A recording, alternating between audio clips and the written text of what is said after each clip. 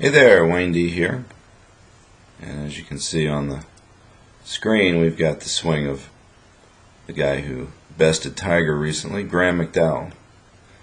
Now, this is a pretty cool move here, kind of homemade, but certainly somebody that plays this good, you want to take a look at it and see what's going on and see what the elements are, maybe some of the things that match up with more conventional swings, and some of the stuff that doesn't, but still works for him, at least at the moment.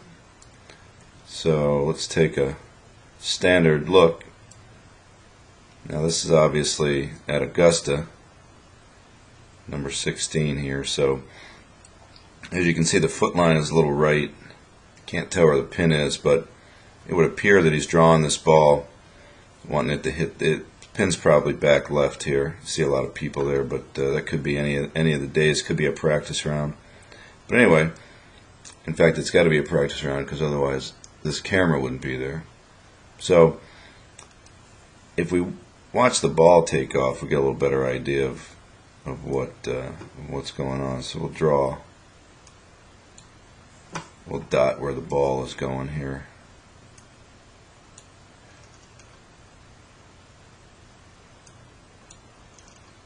You can see it starting off at the right edge of the green. He's going to hook this ball in there, which is his preferred ball flight, I think. Alright, so let's take a look. The one thing I can't really get a handle on is exactly the grip type that he uses, but it doesn't seem too radical in either direction. So let's take a look. So you can see the takeaway is slightly toward the body and up, but certainly if you look at Hogan's takeaway, the club would notch underneath the plane there and then lift itself up. Now, one of the differences here is that the club face is a bit more on the spine angle side, which you can call that a little more closed. If you're a fan of getting the club toe up, then this one would have less left arm rotation and less hand rotation, and the face would stay more angled with the pivot with the spine angle. So as the club passes up, it's still closed a bit. Now that usually presents a problem with wrist action. So what he does from left arm parallel, so if I draw my standard line, so you can see that the progression here is, it's a little deep, but it's only 4. Now this is where it gets kind of interesting. If I mark the spot where the end of the club is now, and by the time it goes up and starts to shift, so we'll figure the top of the swing would be about there. So look where this thing went on its way up. So that's actually, from left arm parallel, is actually moving toward him. So we'll call this the top.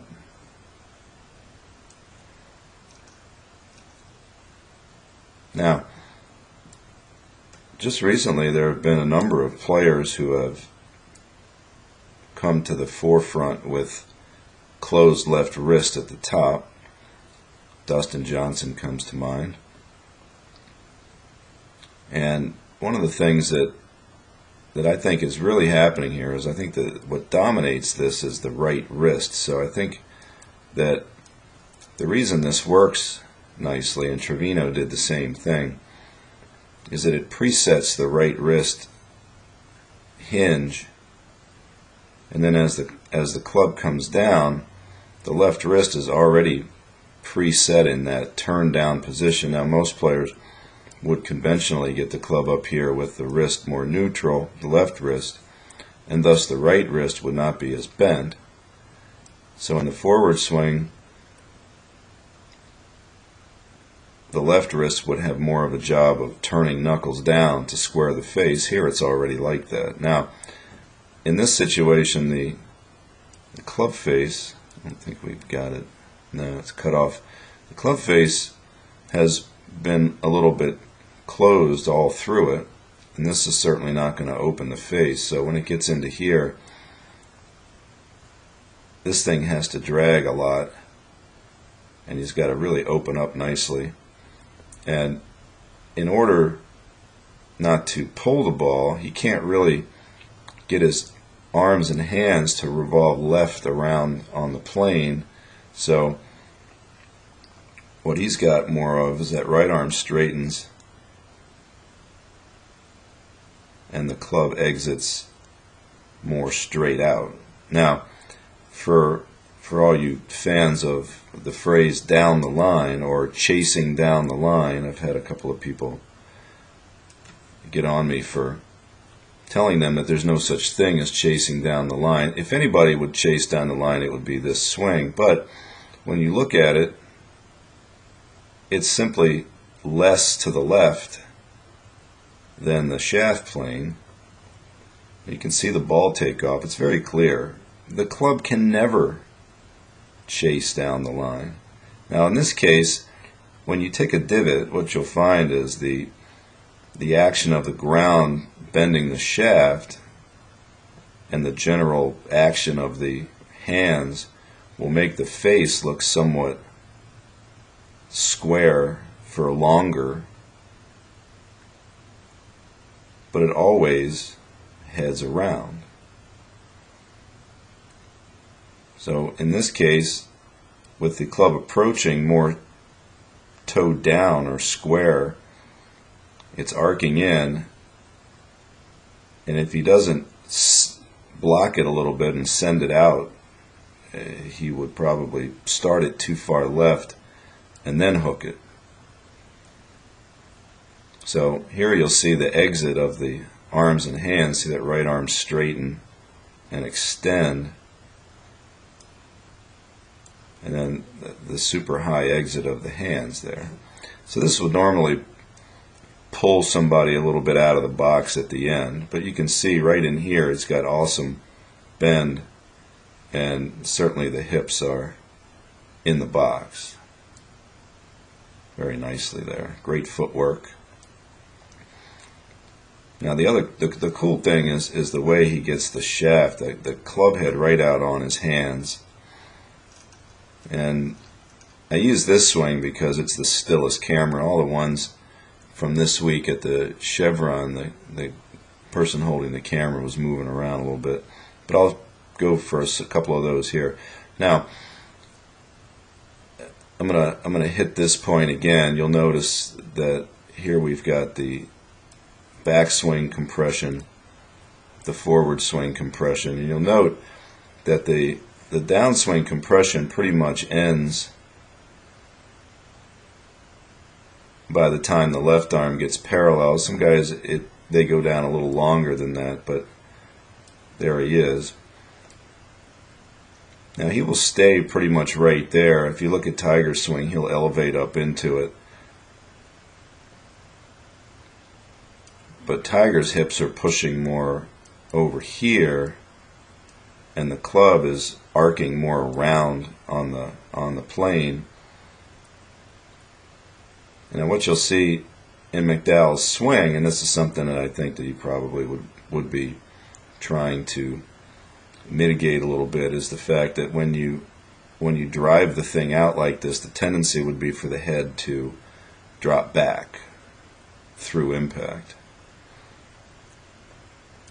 All right, so let's check out a couple of different swings. So obviously here's one from the Chevron. So you can see the same things, that the arms and hands move in. The club is a little vertical of the plane here. The hands pretty much go straight up, if not toward him from there. Now this club, you look at it and draw the line, it's super laid off. And that that means that he's really going to have to use some bending in here to lower and drop that thing in. But look how nicely that thing comes down. Very nice. And then the exit is more out to the target. But it's not out to the target, it's just more than some guys. So the sense, well, this would be the kind of guy that would say, you know, I try to swing the club down the line as far as I can. So given all the other stuff that's happening in his swing, that would be helpful for him. But for most people who don't understand how the swing works, trying to make the club go straight is a complete disaster. So again, really nice hip action there, which is, you know, a staple of all players. Here we see an interesting shot from behind. You see the nice transition. You see the club kick back. Now this is where you can just get a nice picture of the right wrist back in here. I mean, that thing is really angled and it just sets in there, and then he just drags the thing down. And this is a good picture of the right arm shooting straight just after impact. There's the strike there, and then boom. So again, pretty cool. Now, this is a couple of rehearsals that he was doing. So you can see that looks pretty much nothing like his swing. And that's something that you see. I would say that McDowell is more of a shape type swinger, where he's feeling the general path and exit of his swing, and if he finds himself hanging back too much, then he'll just do this a few times and it'll make him do that a little bit less. But of course, when he hits the ball, it doesn't look anything like that. So he hit one drive. See if I can find this swing. Well, here's another nice picture where you can see. Here's 45. Camera moves a little bit, but you can see it when he hits it and comes through it. That forward motion has the shaft bending up that way. That was a nice shot. He nutted that one. So here's one he hooked into the bushes. I think he might have hit this one into a swimming pool. And of course, the comment was, oh look, he hung back and flipped his hands over. Well, he does that every time, and it's not something that you would want to teach somebody to do. It kind of goes with his deal. So with that wrist set back like that, when he gets down in here and wants to release underneath it, most of the time that's going to have him tilting back a bit. Plus that helps him get it up in the air a little bit too. Not optimum technique, but certainly very effective. Also, take into consideration the guy's making every putt. He's putting awesome.